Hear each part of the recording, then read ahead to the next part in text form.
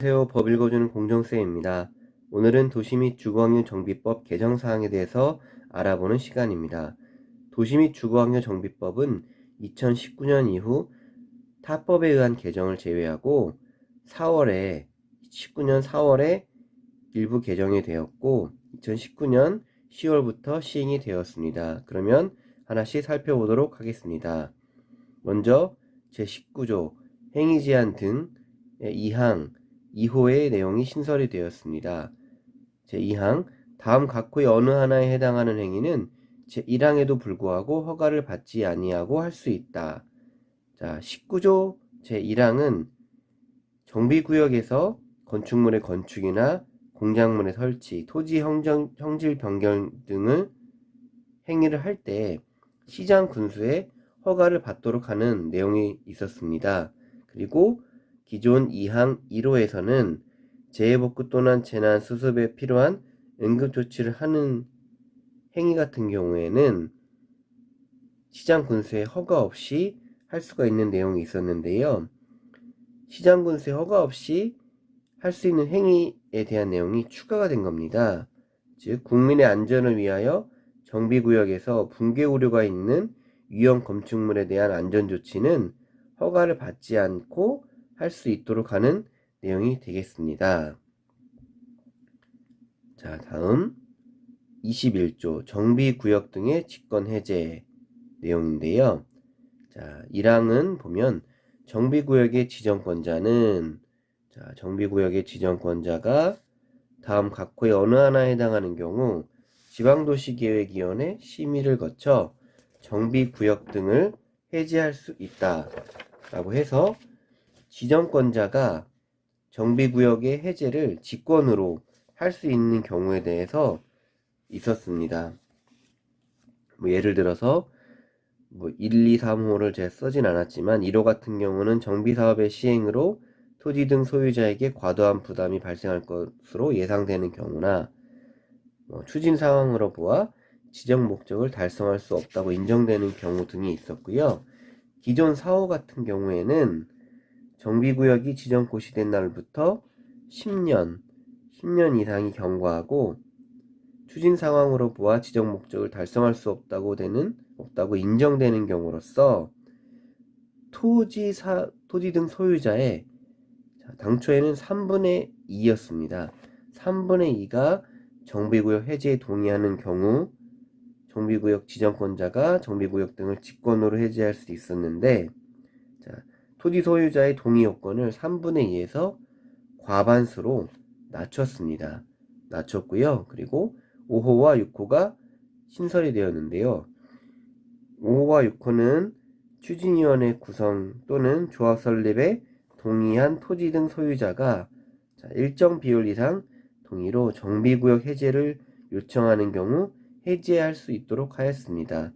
즉 당초에는 정비구역의 지정권자가 거의 대부분 말 그대로 직권으로 해제할 수 있는 내용들로만 있었다면 4호에 내용이 개정되고 5호, 6호가 신설되면서 정비구역의 지정권자가 정비구역 등을 직권으로 해제할 수 있는 요건을 완화시켰다고 보면 되겠습니다.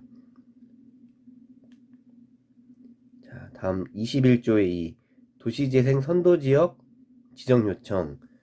이 조항은 신설된 조항인데요.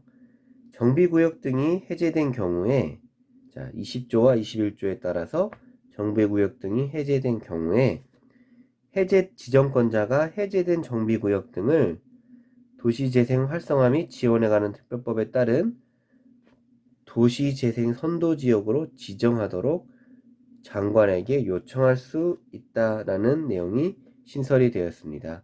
해제 지역에 대한 관리에 대한 내용이 되겠지요. 조항 전체가 신설이 되었고요. 다음 제29조의 공사비 검증 요청 등 이 조항 또한 전체가 신설이 되었습니다. 일정 수 이상의 토지 등 소유자나 조합원이 요청하거나 공사비의 증액 비율이 일정 비율 이상인 경우 한국감정원 등 정비사업 지원기구에 공사비 검증을 요청하도록 하였는데요. 자, 내용을 살펴보면 시장 군수 등 토지주택공사 등을 제외하고 재개발 사업이나 재건축 사업의 시행자는 시공자와 계약 체결한 후에 다음 각호에 해당하는 경우 정비사업 지원기구에 공사비 검증을 요청하여야 한다라고 되어 있습니다. 의무조항이죠. 그래서 내용을 살펴보면 토지 등 소유자나 조합원 5분의 1 이상이 사업 시행자에게 검증 의뢰를 요청하는 경우나 공사비의 증액이 된 겁니다. 당초에 계약이 체결된 공사비가 시기에 따라서 사업 시행 계획 인가 이전에 또는 인가 이후에 시공자를 선정한 경우로 나눠서 10% 이상이라든지 5% 이상 공사비가 증액이 되었을 때, 그리고 3호를 보면 1호와 2호에 따라서 공사비 검증을 완료했는데 그 이후에 또 3% 이상 변경되는 경우, 변경 중에서는 감액은 아니고 증액만 해당이 되겠습니다. 이렇게 증액이 될 때는 정비사업지원기구에 공사비 검증을 요청하라는 내용이 되겠습니다. 다음 조합 설립 인가 등에 삭제된 내용인데요. 사항 제3항에도 불구하고 주택단지가 아닌 지역이 정비구역에 포함된 때에는 주택단지가 아닌 지역의 토지 또는 건축물 소유자의 4분의 3 이상 및 토지 면적 3분의 2 이상의 토지 소유자의 동의를 받아야 한다. 그리고 이 경우에는 인가받은 사항을 변경하는 때에도 또한 같다라고 되어 있습니다. 35조 3항의 내용은 재건축 사업의 추진위원회가 조합을 설립하고자 할 때 동의 요건에 대한 내용이 있었고요. 이렇게 3항에 따라서 시장 군수의 인가를 받아서 조합 설립을 한 경우에 그 인가받은 내용을 변경하고자 할 때에 그 동의 요건에 대한 내용이 변경이 되는 건데요. 당초에는 인가받은 사항을 변경하고자 할 때는 토지 또는 건축물 소유자의 4분의 3 이상 토지 면적 3분의 2 이상의 토지 소유자를 동의를 받도록 되어 있었는데요. 이 조항을 삭제함으로써 바로 5항의 내용을 준용하게 됩니다. 즉 조합이 인가받은 사항을 변경하고자 하는 때는 총회에서 기존의 토지나 건축물 소유자의 동의가 아닌 조합원 3분의 2 이상의 찬성으로 의결하도록 하여서 조합 설립 인가의 변경 요건을 완화시키는 내용이 되겠습니다. 이 조항을 삭제하면서 조합 설립 인가의 변경 내용을 완화시키는 내용이 되겠습니다. 다음 제41조 조합 임원에 관한 사항이 되겠습니다. 41조 1항을 보면 조합은 다음 각호의 어느 하나의 요건을 갖춘 조합장 1명과 이사, 감사를 임원으로 두게 되어 있습니다. 하지만 당초에는 그 임원의 자격 요건 자체가 없었어요. 근데 개정이 되면서 임원의 요건을 두었는데, 그러면 거주 요건을 뒀죠. 정비구역에 거주하고 있는 자로서 선임일 직전 3년 동안 정비구역 내 거주 기간이 1년 이상일 것.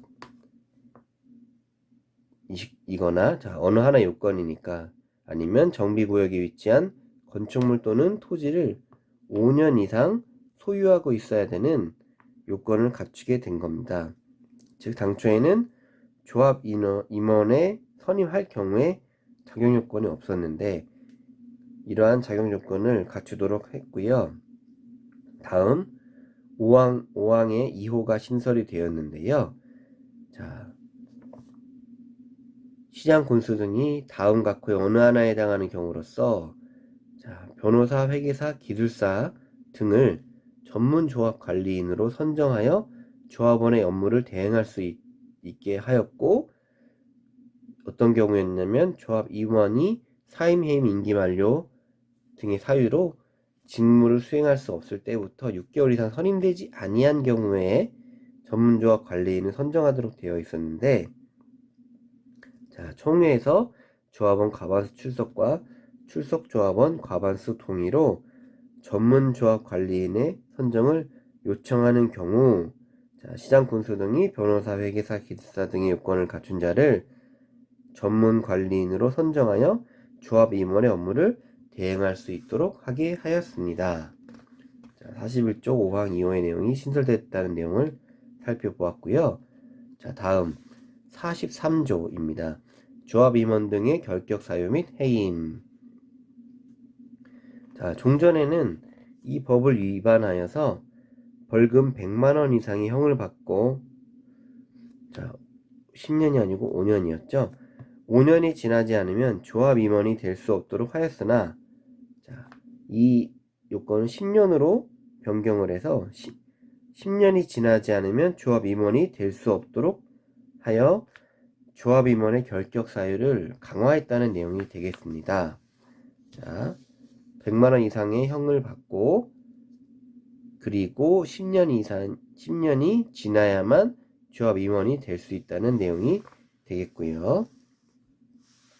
자, 마지막, 자, 44조 총회 소집에 대한 내용이었습니다. 개정사항인데요. 당초에는 총회는 조합장이 직권으로 소집하거나 조합원 5분의 1 이상 또는 대의원 3분의 2 이상의 요구로 조합장이 소집하는 것으로 되어 있었는데, 그 중에서 조합 임원의 권리, 의무, 보수, 선임 방법 변경, 해임에 관한 사항을 변경하기 위해서는, 자, 조합원 5분의 1이 아닌 10분의 1 이상의 요구로 소집할 수 있도록 소집 요건을 완화했다는 내용이 되겠습니다. 자, 여기 도시 및 주거환경 정비법에 2019년 대비 2020년의 개정 사항을 알아보았고요. 자, 오늘 이 시간 시청해 주셔서 감사드리고 구독과 좋아요 눌러주시면 더욱더 감사하겠습니다. 혹시 영상에 사용된 자료가 필요하신 분은 댓글을 남겨주시거나, 자, Truth on Laws, TRUTHONLAWS gmail.com으로 메일 보내주시면 제공해 드리도록 하겠습니다. 오늘도 감사합니다.